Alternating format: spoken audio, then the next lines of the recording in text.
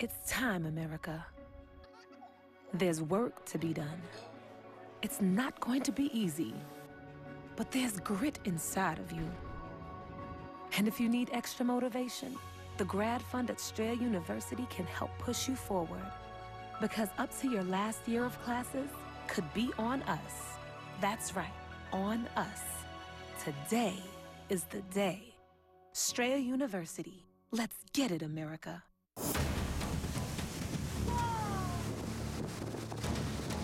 Stay off the roads. This is just insane.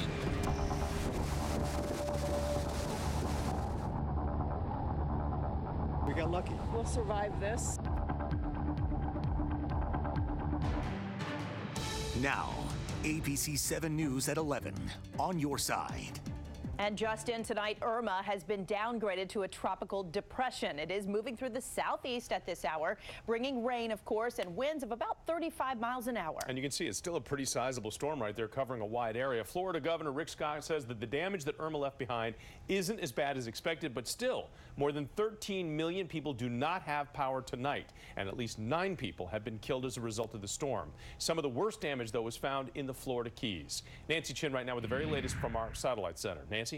And Jonathan and Allison, the storm has now passed the Florida Keys, but it will be days before many can return home if their home is still standing at all. Take a look at these images coming out of the Florida Keys. We're getting into our newsroom tonight. Cars tossed from the roads, buried under sand, homes knocked right off their foundation with entire neighborhoods flattened, bridges damaged as well, making it impossible for some to return home.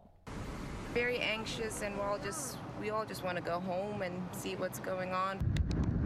Time in Charleston, South Carolina, this water spout as well as tornado warning spotted there, with city streets engulfed in heavy rain and storm surge. In the Satellite Center, Nancy Chen, ABC 7 News. Nancy, thank you very much. So I'm here now with Stormwatch 7 meteorologist Steve Rudin. And Steve, we're talking about Irma. We've been talking about Irma for days and days. Seems like forever at this point, right? It does, especially for all the people affected by this. So where is it right now? All right, the end is in sight, and it is now about 5 miles south of Columbus, Georgia. So right around the center, right over here. It's lifting on off toward the northwest at 15 miles per hour. This is a brand new 11 o'clock update. And the major change is that it's now a tropical depression.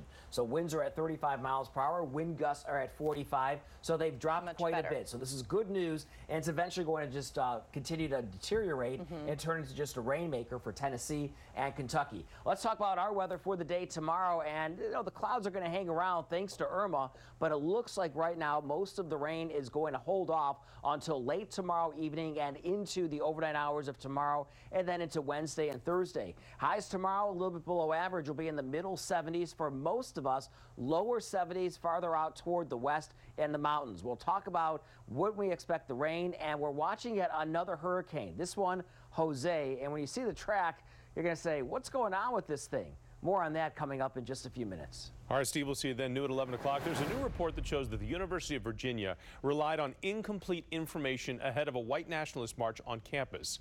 Now, that report looked at how the university handled the August 11th march that happened the night before the larger rally that erupted into violence. Hundreds of white men carrying tiki torches, protesting on campus and shouting racial slurs. The report says the university used information that was provided by march organizers that was, quote, deliberately misleading.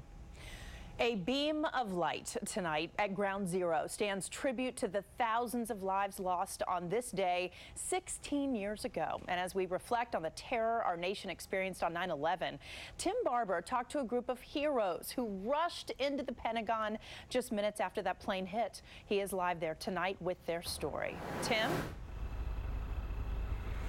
And the man you're about to hear from has gone to disasters across the world. But the one he responded to here at the Pentagon 16 years ago was totally different. It was very, very, very personal for me. Fairfax firefighter Mike Davis had just gotten home when he turned on the TV and saw smoke pouring from the World Trade Center. Word comes out, hey, you know, those towers fell. I mean, in our business, you don't have to tell me what that meant. That's because Mike Davis is not just a local firefighter, he's also part of the elite rescue team, Virginia Task Force 1, which dispatches to disasters around the world. But on September 11, 2001, the disaster came to Davis. By that time, you know, the Pentagon had been struck. So when I was going down 66, you know, you could see the smoke. So it was very real. 184 people died when American Airlines Flight 77 hit the Pentagon. Mike Davis worked there when he was in the military. What was it like going through that rubble? Very tough. Tough in the heart, you know what I mean, because it's personal. You know, hoping that you would find somebody.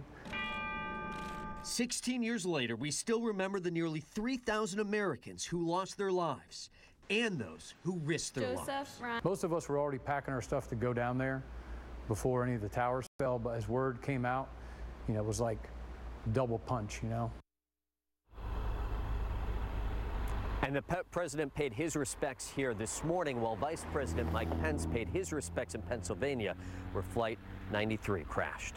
Reporting live from the Pentagon tonight, Tim Barber, ABC 7 News. Tim, thanks. And as he just said, President Trump did mark this anniversary, his first in office, with a moment of silence at the White House with the First Lady. He and the First Lady then paid their respects at the Pentagon. The president spoke to a crowd that included families of those killed when Flight 77 hit the building. We mourn them, we honor them, and we pledge to never, ever forget them. And at the Flight 93 memorial in Pennsylvania, Vice President Pence said, as a member of Congress on September 11th, he's alive because passengers stopped the terrorists before that plane could reach Washington.